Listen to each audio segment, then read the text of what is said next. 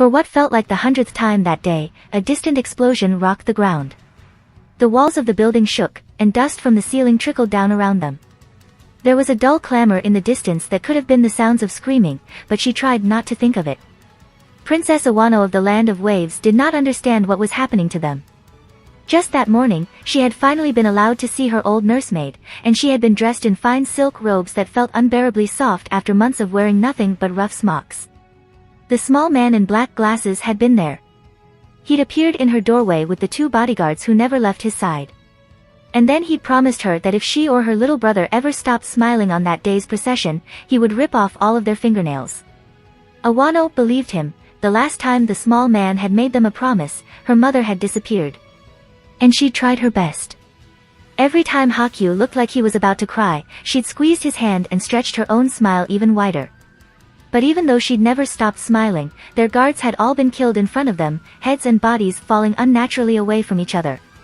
Amidst explosions and shouting, they'd been dragged from their chairs and carried away.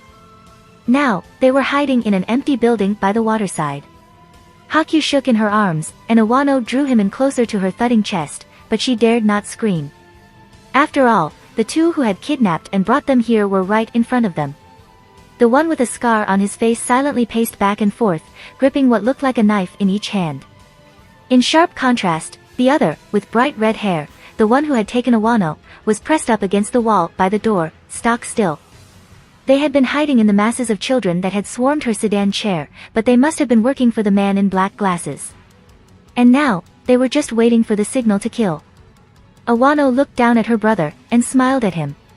Maybe she just hadn't been smiling enough. Maybe if she kept smiling, she thought, the small man in black glasses would change his mind. Suddenly, the boy who had been pacing stopped, and at the same time, Awano thought her heart would burst. Someone's coming. As far as Naruto was aware, everything had gone pretty much according to plan, except for the final and most important part, that everyone regroup at the safe house Kane had managed to procure. Well, he and Rai were there with the prince and princess, but the absence of the others who should have been back by now was painfully apparent. If the plan hadn't stressed the importance of sticking to their individual parts, Naruto would have already left by now in search of his remaining teammates. As it was, he had to force himself still, and lacking the means of any meaningful communication, the most he could do was to keep his senses sharp for the slightest sound of approach. Thankfully, he wasn't kept waiting for too long. The first to arrive was Kane. She came alone, shivering from either cold or adrenaline. As soon as the door opened, the merchant woman froze and stared at Naruto. She looked lost, as though she hadn't been the one to outline the entire plan in the first place, before a look of relief filled her face. Stepping into the building, however, some of the relief began to visibly fade. Where is everyone else? Naruto cleared his throat. You're the first one to make it back. And hopefully, he added to himself, she wouldn't be the last. You didn't see the others. Did you see Mayu? Rai prompted, his tone worried. Kane shook her head. It's chaos out there. We all got separated. I barely got away myself. I'll get into the details once the others get here. His jaw setting, Rai didn't respond. Instead, with an extra crease lining his furrowed brow, he resumed his pacing. Meanwhile, Naruto returned to his position by the doorway, his head spinning with possibilities. It had always been a risk of the plan that some of them wouldn't make it back to the safe house. In fact, it was a risk that had always been there from the start, it was an integral part of their job description. Naruto was well aware, and had assumed the responsibility that came with it as soon as he'd accepted the mission. And yet, there was something very wrong with their current situation. Something had felt off from the moment his team had arrived in Wave Country. Had it been mere coincidence that he had met Haiden again? That Haiden had been with someone who knew about Jinchuriki. And who in the world was that white-haired man he'd met at the bathhouse and again at the procession? It was as though he held several puzzle pieces in his hand, with no idea of where the rest of the puzzle was, or whether they all even belonged to the same puzzle. A frustrating thought, understanding how little he knew, yet lacking the capability to learn more. It was then, with his thoughts being thrown about like leaves in the wind, that Naruto caught sight of the princess' face, and it gave him pause. Was it because Kane was an adult, unlike he and Rai? With every step Kane took towards the two children, Naruto thought he could see the color drain from the princess' face. The princess' mouth opened, and he thought she would speak. Suddenly, his attention snapped up towards the ceiling. There was an open crack there that led to the outside, and something had just slipped inside, a bird. For an instant, hope welled up in his chest, but it was quashed just as quickly. It was a small bird made of ink, not a bluebird, and it flew down straight into his hands. "It's from Sai," Naruto announced, reading the contents off a scroll. "He and 2 others are on their way." As if right on cue, the door slammed open, and Sakura and Menma staggered inside. Looking slightly less bedraggled, Sai followed them. As the 3 collected their breaths, there was a pregnant pause. And then, "Where's Mayu?" Rai blurted out. "I'm fine, thanks," said Sai, but for once, the smile was gone from his face. He looked around at the building's occupants, and his gaze fixed on Kane. Something there hardened. Before anyone else could say anything, Sai made his move. And somehow, Naruto knew what he was going to do. In a flash of movement, there was a screeching sound as Sai's kunai met Naruto's, an inch from Kane's exposed neck. "Some other time you say, that'll be difficult, seeing as how you'll be dead." Even before the last few words had left his lips, Jiraiya began to move, joining his hands together in the snake seal, Ranjishigami no Jutsu, Wild Lion's main technique. His chakra coursing through his hair, it burst out into what looked like gigantic white ropes that surged through the air, flying straight towards his opponents. In an impressive range of diversity, the men immediately splintered into 3 different responses. With the 2 bodies still in his hold, Kakuzu deftly leaped into the air, evading his attack. Zabuza on the other hand released the man he had been holding and stood his ground, countering his technique with an oversized sword.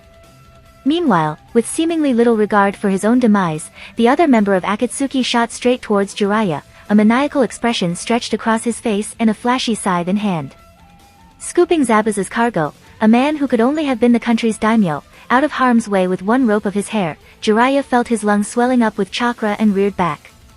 Katan, Ryuka no Jutsu, Fire Style, Dragon Flame Jutsu. Sheer heat searing his face, he blew out a stream of fire that roared along the ropes of his hair toward his opponents. In an instant, the one who had been making a beeline for Jiraiya was consumed in the fire, and the smell of burning flesh filled his nostrils. On the other side of the battlefield, Zabuza raised his sword and sliced the air with a gigantic swing, countering the stream of fire headed in his direction. However, it was all he could do to raise it just in time to parry another sword, this time, from Shirakumo. Jiraiya returned his attention towards the man who was now a burning inferno before him. It was curious, by all standards, he should have been reduced to nothing but melted flesh and charred bone by now, but even as he could begin to make out hints of pure white bone in the man's face, the man kept walking toward him. His lips had burned off, but the bared teeth made it look as though he was grinning. No, the madman was actually laughing, the sound raising goosebumps along Jiraiya's arms. In a single creaking motion, the burning skeletal frame raised its scythe. Since evading Jiraiya's first attack, Kakuzu had made no move from the peripheries to help his allies, but he spoke now, in guttural tones, "Zabuza." It must have been a warning. Thrusting his sword forward to force Shirakumo back, the missing nin held up his free hand in a telltale sign. Thick, immovable mist converged on the grounds, fogging his senses. "I will claim the bounty on your head, eventually." Kakuzu's disembodied voice rang out harshly. "But for now, you are not our target." And then they were gone. For a moment, Jiraiya debated the merits of entering Sage Mode, as distasteful as its appearance was, and giving chase, but dismissed it. There was a storm brewing in the horizon, and he had not survived on his own after all these years by remaining his younger, brash self. What he needed at this juncture was patience, and more information on who exactly he was facing. A body soon approached Jiraiya. It was Shirakumo. Drawing closer, he saw that the jonin was supporting on each arm the body of the daimyo and another boy. One of his students, perhaps.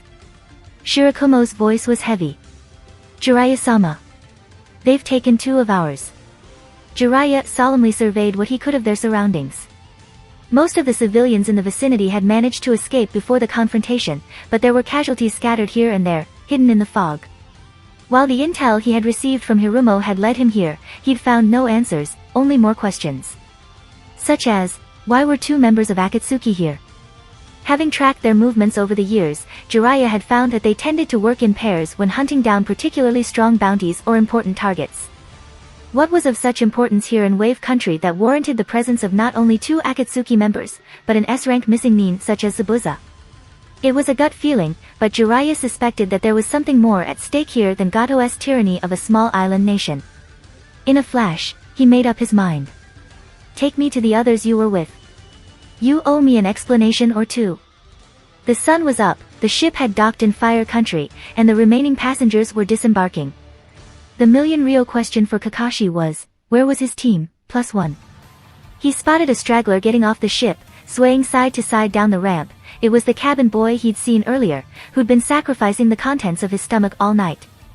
Excuse me, Kakashi called out cheerily. I've been expecting the arrival of 4 Chunin today from Wave Country. 3 males and 1 female, on the young side. Do you know where they are? To his surprise, the cabin boy scowled. Those thieves were ninja. Never got back on board, did they? Kakashi blinked. Excuse me. They remained locked in their positions, their blades grinding into the others in a slow fall towards an impending assault. Sai's eyes had never looked so cold. Do get out of my way, before I kill the both of you. Naruto could tell it wasn't an idle threat, but he didn't move. Explain yourself. Meanwhile, with a hand reaching into his shuriken holster, Rai turned furiously towards Sai. What are you doing? Get away from them. Sai's gaze flickered to his teammate, and Naruto could see the calculations going through his mind. He tensed, readying himself for battle, but after a long, drawn-out moment, Sai lowered his blade. How do you think she got away from that battle? The question hung in the air, and Naruto turned to Kane. Despite the near attempt on her life, she was oddly composed. There was a resigned, almost relieved, look on her face, and with a lurching realization, it told him everything he needed to know. How did you figure it out? Said the woman. I'd had my suspicions, your choice of cargo. The attack in the boat. The way your plans separated us. And they were all confirmed the moment I saw Zabuza let you go. In 2 rigid motions, Kane bobbed her head in acknowledgement. You weren't supposed to see that. I don't think you were supposed to survive. A slow, creeping sensation began to rise up in Naruto's chest. Wait, what's going on? Said Rai, wearing an expression as though he had just been clubbed. What are you talking about? It doesn't matter anymore, Kane shrugged with the weariness of defeat, and raised her bare hands in surrender. Do what you will with me. Sai cocked his head, raising an eyebrow at Naruto in a silent question.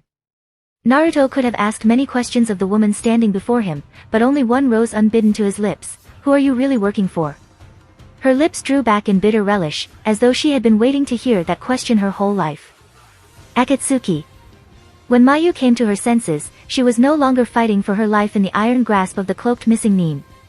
Instead, judging from the stiff material binding her arms to her sides and the stale feeling of air on her face, she was tied up on the ground somewhere indoors. Despite the rising sensation of panic in her stomach and the heat of bile in her throat, she forced herself to continue breathing at a slow, even pace. Next, taking great care, millimeter by millimeter, she opened her eyes a slit. Almost immediately, she wished she hadn't, for she was alone in a dimly lit cave. The foreboding sensation of being enclosed enveloped her, and the unease permeating her body intensified. Will he come for you, I wonder? A high voice rang out. A spike of chill ran down her spine, and Mayu's eyes flew all the way open. She struggled to flip onto her feet, but an inexplicable and absolute force kept her immobile in place, and the only thing she could do in that moment was to take in the sight which, contrary to her thoughts, stood before her. She was not alone. There was a man standing at the entrance of the cave. He wore the same black cloak the other missing Nin had been wearing, and an swirling orange mask hid his features from her. The Nine-Tails Jinchuriki, Uzumaki Naruto. What do you think about him? If you like this content, don't forget to like and subscribe. See you later, bye bye.